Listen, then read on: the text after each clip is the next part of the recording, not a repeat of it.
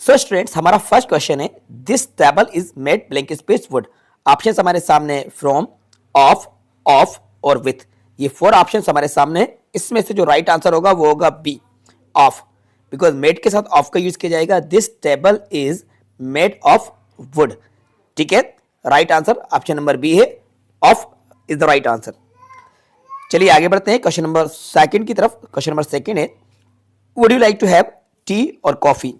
तो इसका right answer होगा A, some. Would you like to have some tea और कॉफी। किसी को ऑफर करने के लिए, रिक्वेस्ट करने के लिए हम सम का यूज करते हैं। तो यहाँ पे ऑफर किया जा रहा है would you like to have some tea और कॉफी, तो यहाँ पे सम का यूज किया जाएगा। Some is the right answer.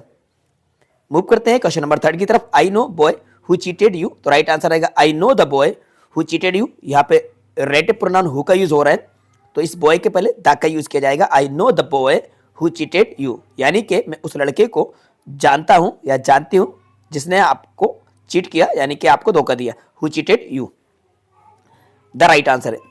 Question number 4 है इट हैवली सिंस मॉर्निंग। तो सिंस यहाँ पे यूज हो रहा है जो कि परफेक्ट कंटिन्यूज में यूज होता है। तो it has been raining since morning, right answer होगा it has been raining heavily since morning. सुबह से भारी बारिश हो रही है, सी यहाँ पे राइट आंसर है। अब बढ़ते हैं question number 5। He speak English fluently. तो he can speak English fluently, वे धारा प्रवाह इंग्लिश बोल सकता है। तो he can speak English fluently, D यहाँ पे करेक्ट आंसर है।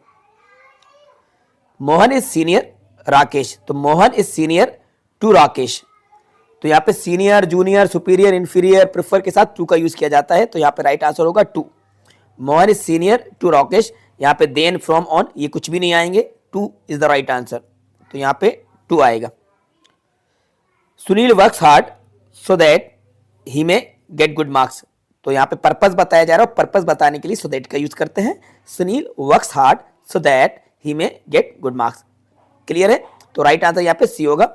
इन्हीं 5 आपको करना थे और ये मैंने आपको सभी 7 के आंसर्स प्रोवाइड करा दिए हैं। काफी इजी ये पेपर आया था, यानी कि उन स्टूडेंट्स के लिए जिन्होंने पहले स्टडी करी है और हमारी ग्रामर को अच्छे से समझा है।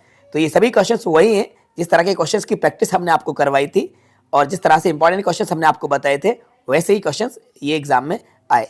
ठीक है, और अब चलिए आगे बढ़ते हैं जो इस डायरेक्टेड पे, तो इनका भी सॉल्यूशन जान लेते हैं। पहला क्वेश्चन है someone is calling my name, change the voice. अब इसमें वॉइस चेंज करना है, तो देखो इसका जो राइट आंसर होगा वो होगा my name is being called.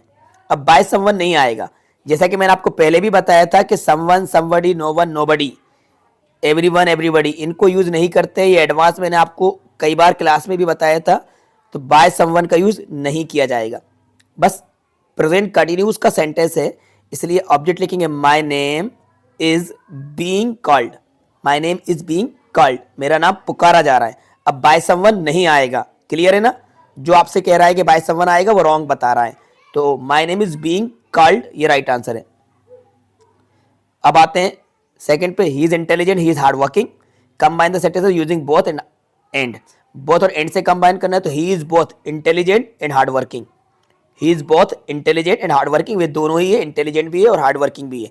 ठीक है, तो he is both intelligent and hard working. Physics is more difficult than any other subject. Rewrite the sentence using the positive degree of the adjective use. तो positive degree का use करके हमें इसको rewrite करना है। तो कैसे बनेगा, चलो इसका आंसर मैं आपको बताता हूं। इसका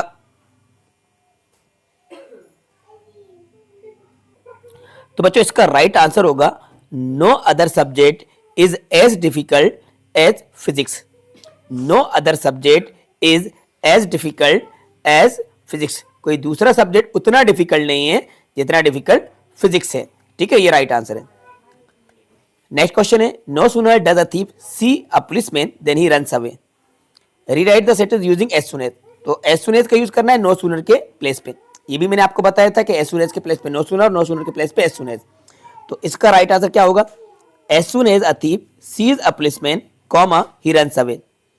as soon as a thief sees a policeman, then को हटा के कॉमा लगेगा, ही रन्स अवे, ये राइट आंसर है।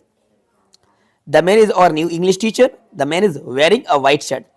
Combine the above simple sentence to make a complex sentence.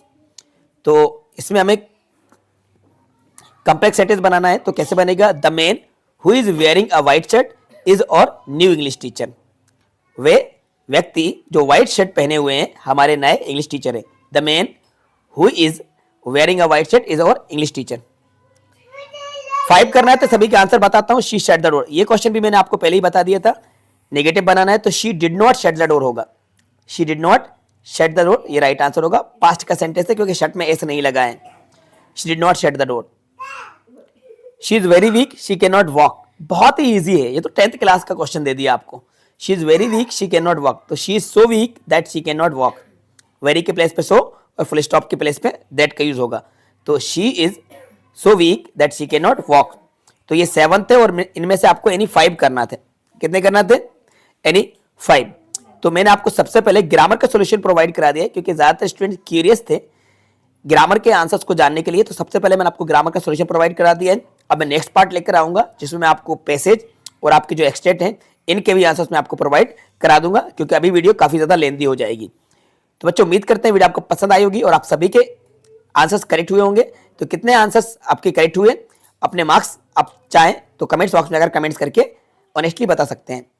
तो वीडियो को लाइक कीजिए, अपने सभी दोस्तों के साथ ज्यादा से ज्यादा शेयर कीजिएगा और चैनल पर नए तो चैनल को सब्सक्राइब कर लीजिएगा क्योंकि इसके बाद हम आपके लिए इंग्लिश ग्रामर की या स्पोकन इंग्लिश की वीडियोस रेगुलर लाते रहेंगे। यहाँ पे आपकी जर्नी स्टॉप नहीं होती है, अब एक न्यू जर्नी स्टार्ट होगी, उसके लिए आप अभी से रेडी हो जाइए। Thanks for watching.